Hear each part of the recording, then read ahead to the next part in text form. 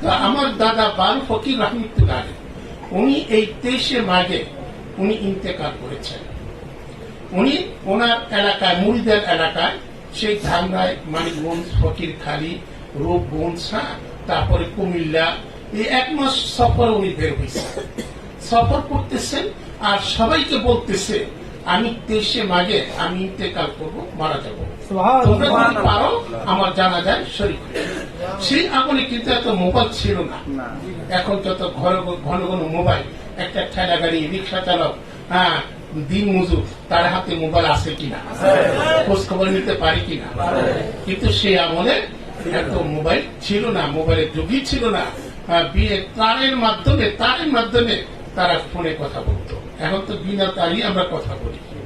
তো যাই হোক, বারু ফকির রহমতুল্লাহ তার ভক্তদেরকে জানিয়ে দিলেন যে আমি 23শে মাঘে আমি তোমাদের কাছ থেকে বিদায় নিচ্ছি, আমি থাকবো না, তোমরা যারা পারো আমার জানাজার শরীক হইও।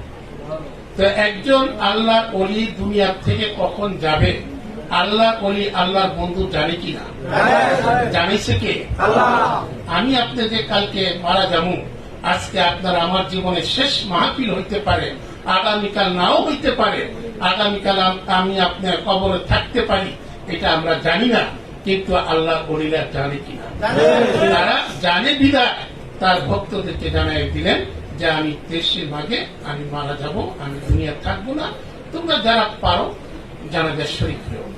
অনেক আশিক যারা আছে, পীরের প্রতি খুব আস্থা, বিশ্বাস, ভক্তি, প্রেম, মহব্বত, ভালোবাসা, তারা তো তখনই পাগলের মতো কান্নাকাটি শুরু করেছে। তো 23শে মাঘ যখন আসলো, বারু ফকির রহমতুল্লাহ আলাইহ তার নিজের দরবারে বসা, তো সবার সাথে কথা বলতেছে। তো বারু ফকির রহমতুল্লাহ আলাইহ বললেন তোমরা কেউ যাবা না, অনেকে বিদায় নিতে চাচ্ছে, ওই যাইও না, একটু পরে যাও, দেখা যাও কি হয়। তো বারু ফকির রহমতুল্লাহ আলাইহ একটু বিশ্রাম নেওয়ার জন্য অন্দর মহলে ওনার যে খাস কামরা ছিল ওই কামরার মধ্যে উনি চলে গেলেন, একটু বিশ্রাম নিচ্ছে। এর মধ্যেই বারু ফকির রহমতুল্লাহ আলাইহ দুনিয়া ছেড়ে না ফেরার দেশে চলে গেলেন। তার যেখানে তার বাসস্থান ছিল, বসার জায়গা, আস্তানা ছিল, এইখানেই তার মাজার, এই মাজারটার পাশে। তো এইখানে তার ভক্ত মুরিদানরা কবর খনন করে ওখানে রেখে দিলেন। আর কবর উপরে টিন আছে না, টিনের উপর মাটি দিয়ে রাখলেন।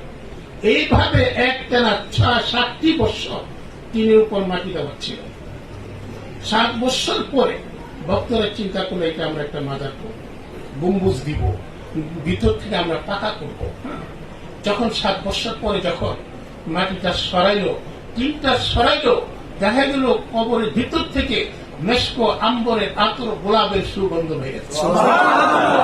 আর সবাই তাকিয়ে দেখতেছে, যেভাবে বারু ফকিরকে শোয়ায় রাখছেন ঠিক সেভাবে তিনি অক্ষত অবস্থায় আছেন।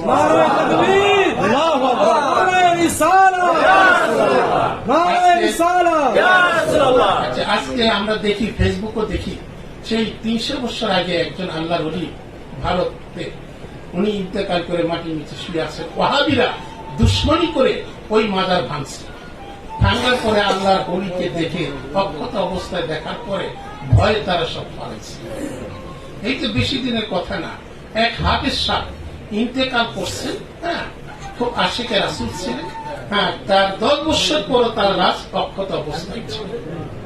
এরকম অনেক আশিকান যারা ভক্তের পীর মুর্শিদের আশিক, যাদের ইমান ঠিক সাচ্চা, তারা ইন্তেকাল করলে পরে দেখা যায় 10 বছর 20 বছরও তারা স্বপ্নে দেখা যে আমার কবরে পানি আসছে, আমার কবরটা আমাকে উঠাই এখানে দাফন কর।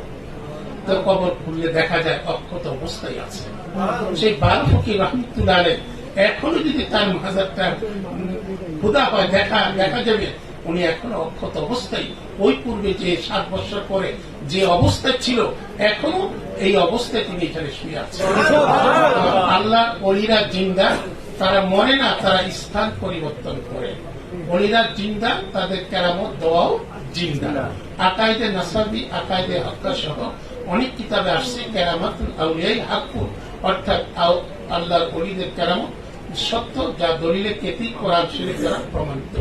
এই তো কোরআন শরীফ দ্বারা আমাদের নির্বাহী মহাসচিব সিসুর রহমান আলাইহিস সালামের এক উম্মত, যে রানী বিলকিসের সিংহাসনটা চোখের পলকেই না হাজির করছে। তো যাই হোক, আল্লাহর ওলিদেরকে আমাদের মানতে হবে।